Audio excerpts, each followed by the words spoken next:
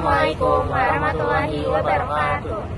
Kami ingin mempresentasikan hasil tugas PBL kami yang berjudul Analisis Penerapan Sistem Informasi Akuntansi Pendapatan pada PD Mitra. Sebelumnya perkenalkan, dengan saya Alifia Rahmawati dengan NIM 63231268. Saya Zala Elisa Swak dengan NIM 63231240. Saya Muhammad Raihan dengan NIM 63231241.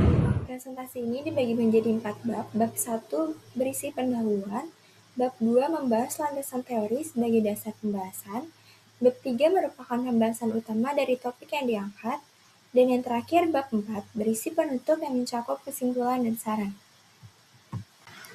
Bab 1 pendahuluan.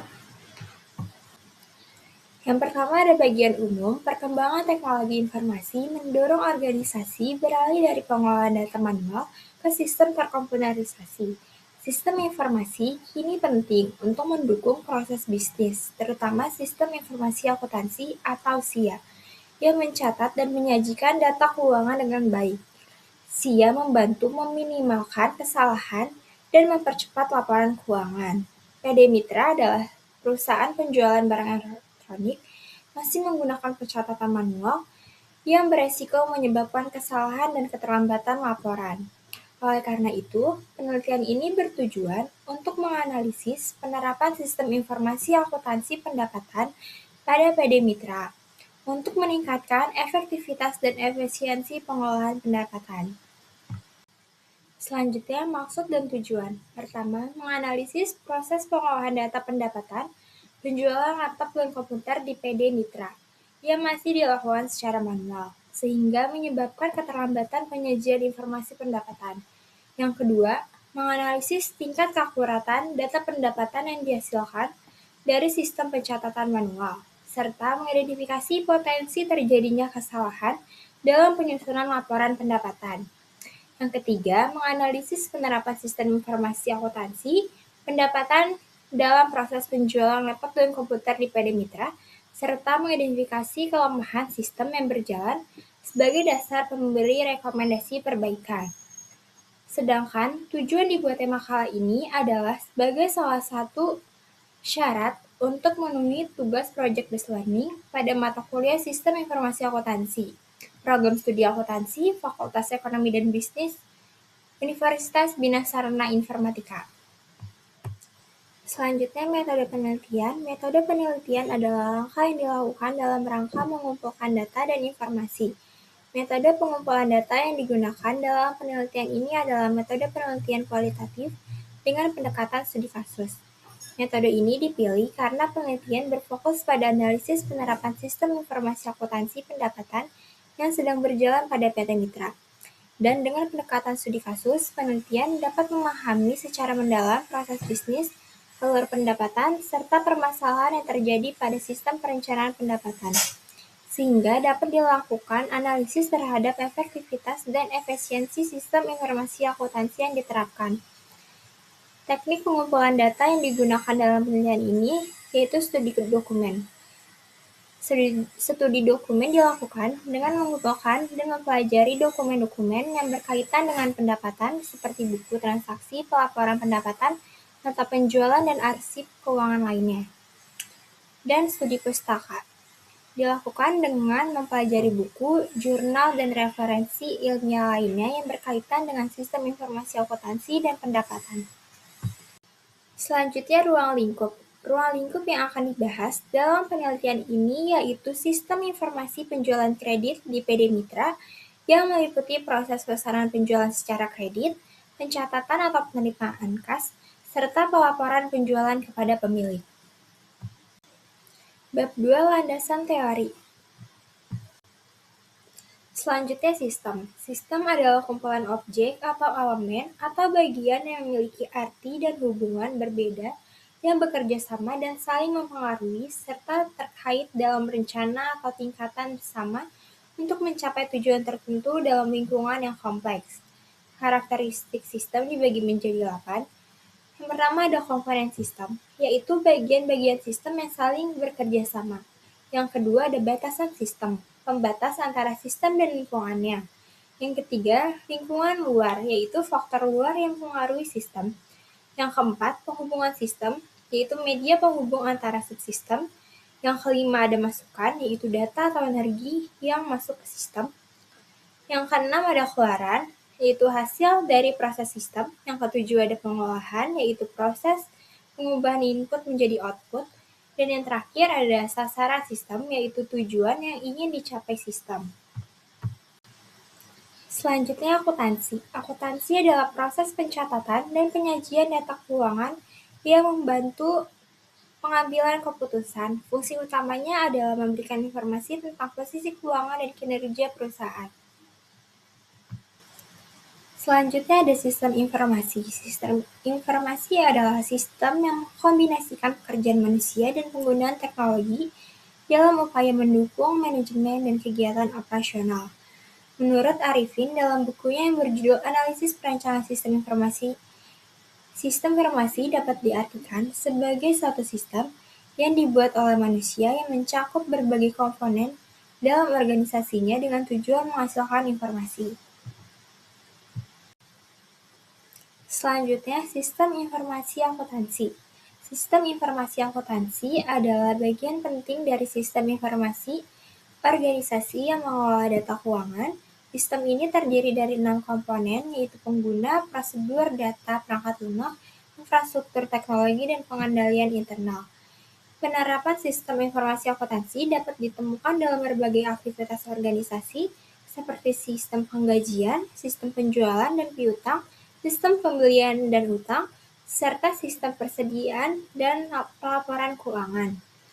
Jadi, dengan adanya sistem informasi, akuntansi yang baik, organisasi mampu menyusun laporan keuangan secara sistematis, meningkatkan transparansi, dan mempertanggungjawabkan pengelolaan keuangan secara lebih akuntabel. Selanjutnya pendapatan. Pendapatan merupakan salah satu unsur utama dalam laporan keuangan yang mencerminkan kemampuan suatu entitas dalam menghasilkan manfaat ekonomi dari kegiatan operasionalnya. Pendapatan timbul dari aktivitas utama perusahaan seperti penjualan barang, pemberian jasa, atau penggunaan aset perusahaan oleh pihak lain yang menghasilkan imbalan. Informasi mengenai pendapatan sangat penting karena dapat digunakan untuk menilai kinerja keuangan dan tingkat keberlangsungan usaha suatu entitas.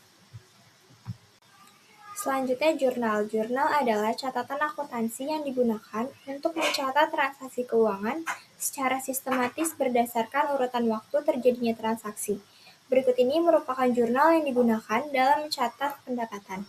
Yang pertama ada jurnal penjualan tunai, yaitu kas pada posisi debit dan pendapatan penjualan pada posisi kredit.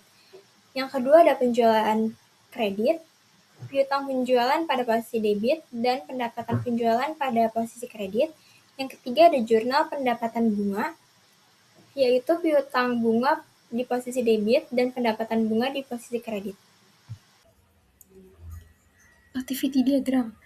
Activity diagram merupakan rancangan aliran aktivitas atau aliran kerja dalam sebuah sistem yang akan dijalankan. Activity diagram juga digunakan untuk mendefinisikan atau mengelompokkan aluran tampilan dari sistem tersebut. Berikut merupakan fungsi activity diagram. Yang pertama yaitu memperlihatkan urutan aktivitas proses pada sistem. Yang kedua, membantu memahami proses secara keseluruhan. Yang ketiga, activity diagram dibuat berdasarkan sebuah atau beberapa use case. Yang keempat, menggambarkan proses bisnis dan urutan aktivitas dalam sebuah proses.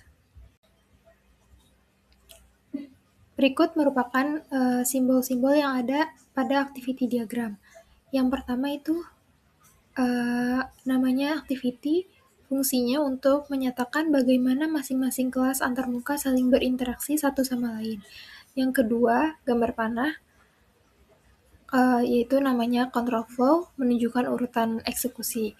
Yang ketiga, panah garis putus-putus, object flow, menunjukkan aliran objek dari sebuah action atau activity ke action.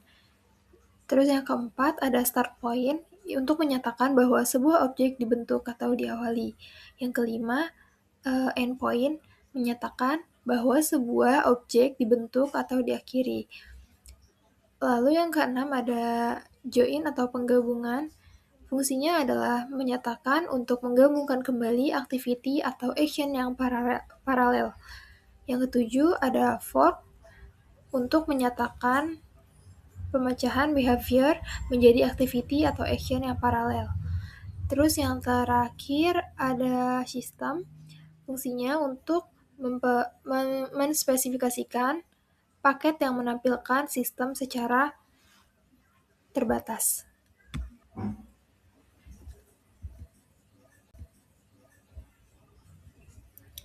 Selanjutnya yaitu use case diagram. Use case diagram merupakan permodelan untuk kelakuan atau behavior sistem informasi yang akan dibuat. Fungsi dari use case adalah berguna memperlihatkan proses aktivitas secara urut dalam sistem. Yang kedua, mampu menggambarkan proses bisnis, bukan menampilkan urutan aktivitas pada sebuah proses. Yang ketiga, sebagai bridge atau jembatan antara pembuat dengan konsumen untuk mendeskripsikan sebuah sistem.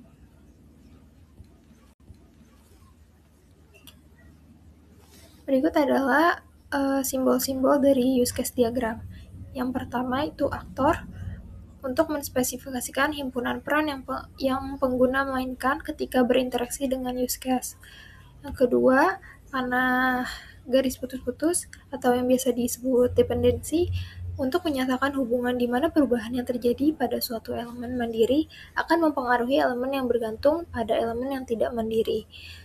Yang ketiga, generalization, untuk menunjukkan spesialisasi aktor untuk dapat berpartisipasi dengan use case. Yang keempat itu ada include, untuk menunjukkan bahwa suatu use case seluruhnya merupakan fungsionalitas dari use case lainnya. Yang kelima ada extend, untuk menunjukkan bahwa suatu use case merupakan fungsionalitas dari use case lainnya jika suatu kondisi terpenuhi. Yang keenam, association, untuk menyatakan abstraksi dari penghubung antara aktor dengan use case. Yang ketujuh, namanya adalah use case, menyatakan abstraksi dan interaksi antara sistem dan aktor. Yang kedelapan adalah collaboration, menunjukkan elemen lain yang bekerja sama untuk menyediakan perilaku yang lebih besar dari jumlah dan elemen-elemennya.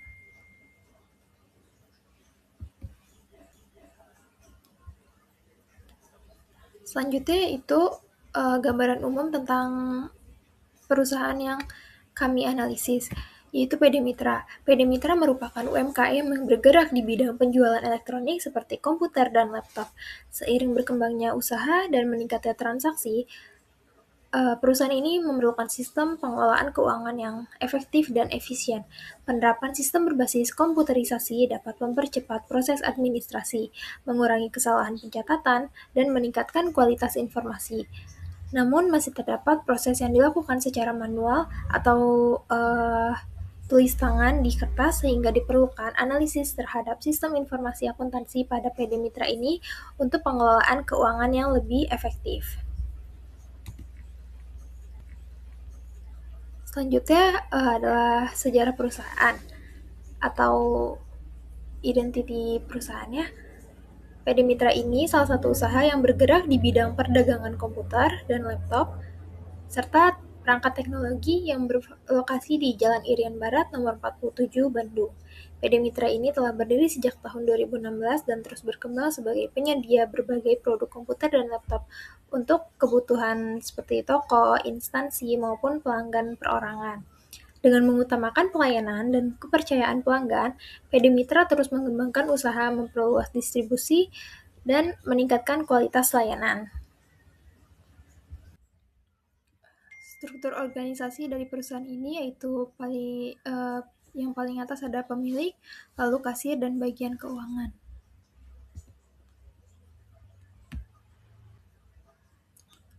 Tugas dari pemilik yaitu memimpin dan bertanggung jawab menjalankan perusahaan. Yang kedua, mengawasi seluruh kegiatan operasional dan keuangan. Ketiga, mengkoordinasi dan menetapkan berbagai strategi untuk mencapai misi dan visi perusahaan. Yang keempat, mengevaluasi laporan keuangan dan hasil kinerja perusahaan. Wewenang dari pemilik yaitu mengambil keputusan tertinggi Yang kedua, menerima seluruh laporan terkait aktivitas perusahaan. Dan yang terakhir, menetapkan kebijakan keuangan dan operasional. Lalu selanjutnya ada kasir, yaitu tugasnya melayani customer, mengecek ketersediaan barang, serta membuat faktur penjualan dan menerima pembayaran dari pelanggan. Wewenang kasir yaitu memastikan pembayaran pelanggan sesuai harga, menolak transaksi yang tidak sesuai prosedur toko, dan menerima dan mengelola pembayaran dari pelanggan. Selanjutnya adalah bagian keuangan, tugasnya mencatat seluruh transaksi keuangan perusahaan, menyusun laporan keuangan, serta mengarsipkan bukti transaksi keuangan. Wewenang dari bagian keuangan yaitu mengelola data dan dokumen keuangan perusahaan, memberikan laporan keuangan kepada pemilik, lalu memberi rekomendasi pengelolaan keuangan dan anggaran.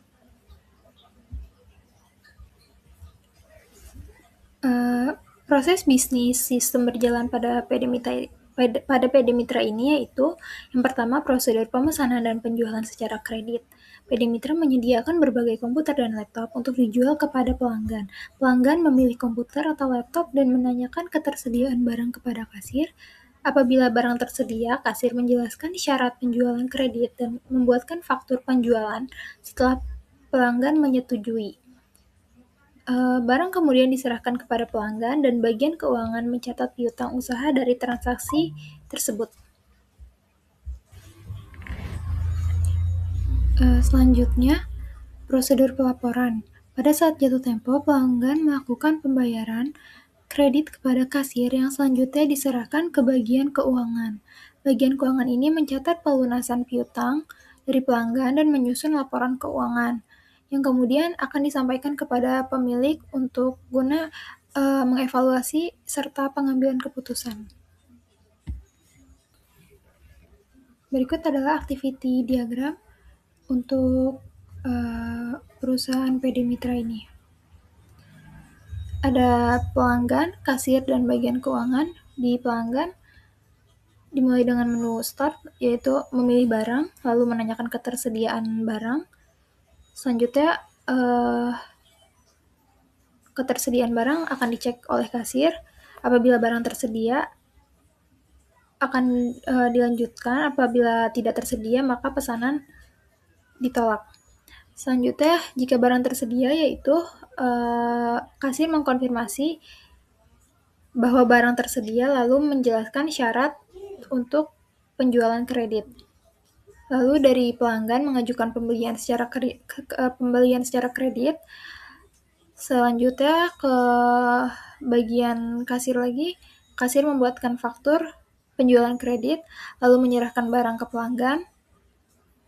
Selanjutnya di bagian keuangan mencatat piutang usaha, lalu setelah itu saat masa jatuh tempo, pelanggan melakukan pembayaran. Selanjutnya, kasir menerima pembayaran dan bagian keuangan mencatat pelunasan piutang, lalu membuat laporan keuangan, serta di pemilik menerima laporan keuangan, lalu mengevaluasi kinerja perusahaan, dan sistem selesai. Pada slide selanjutnya yaitu use case diagram.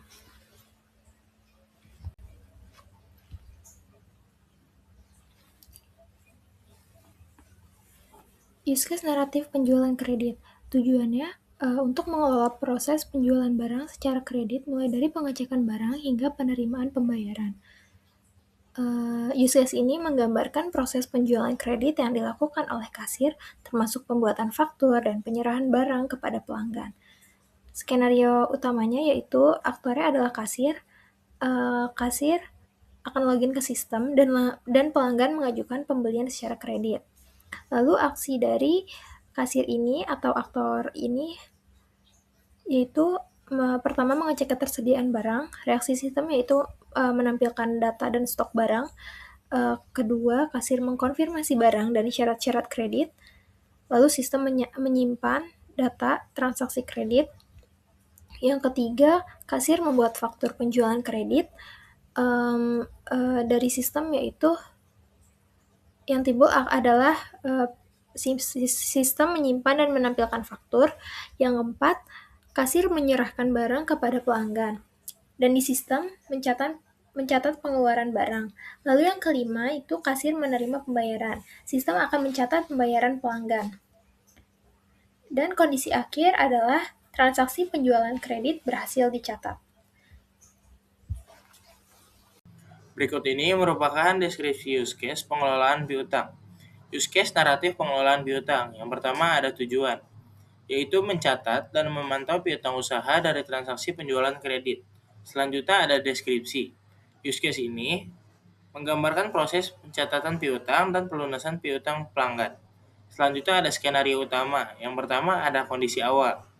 Data transaksi penjualan kredit telah tersedia di sistem. Aktornya yaitu merupakan bagian keuangan. Aksi aktor yang pertama, bagian keuangan, mencatat piutang usaha. Reaksi sistemnya yaitu sistem menyimpan data piutang pelanggan. Aksi aktor yang kedua yaitu bagian keuangan, mencatat pelunasan piutang. Reaksi sistemnya yaitu sistem memperbarui saldo piutang. Aksi aktor yang ketiga yaitu bagian keuangan membuat laporan keuangan. Reaksi sistemnya yaitu sistem menampilkan laporan keuangan.